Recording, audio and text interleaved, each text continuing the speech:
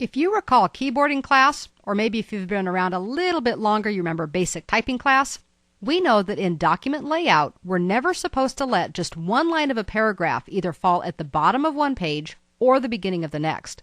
There should always be at least two lines on either end when a paragraph has to break across pages.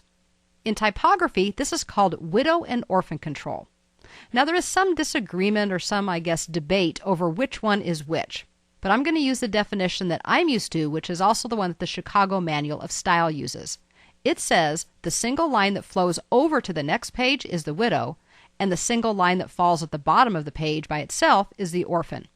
There's actually a little mnemonic, there's several of them, but one that I like that says an orphan is left behind, whereas a widow must go on alone. Maybe that'll help you remember which one is which.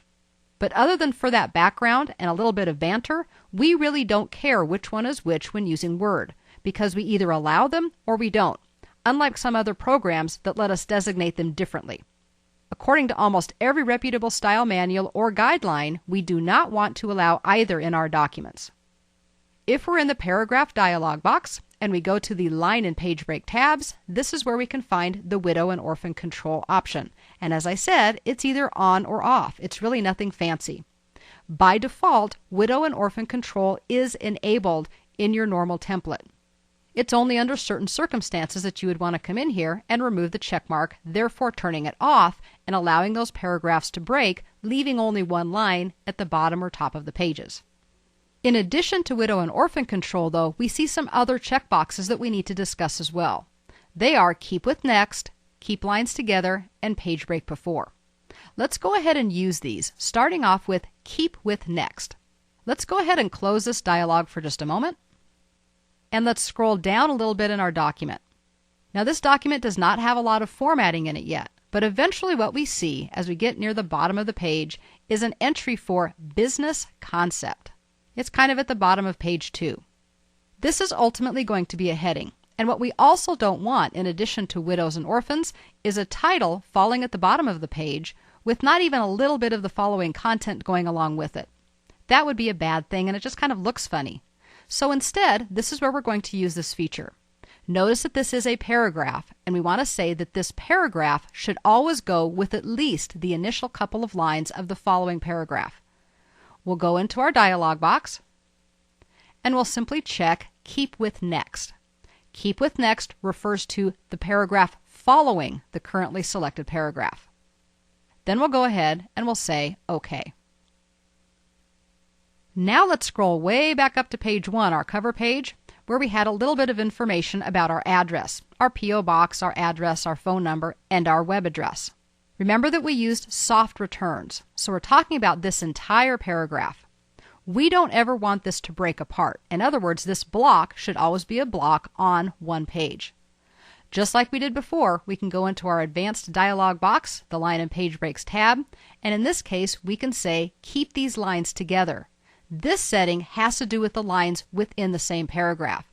Now this is similar to widow and orphan control, but what this is saying is the entire paragraph needs to fit onto the page, whereas widow and orphan control is only talking about leaving at least two lines on one page or the next.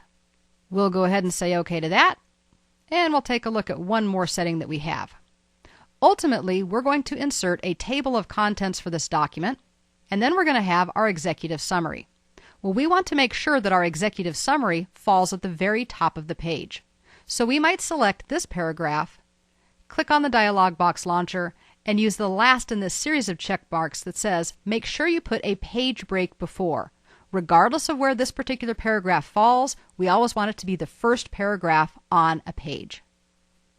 When we come down and say OK to that, we of course can see that it did exactly what we were hoping it would do. It has forced that down to what is now the top of page 3. Another thing that we notice while we're looking at this is it happens to have a first line indent, which just isn't going to be appropriate. So let's go ahead and drag the little ruler indicator over and make that flush left so it looks a little bit more appropriate for what will eventually be a title.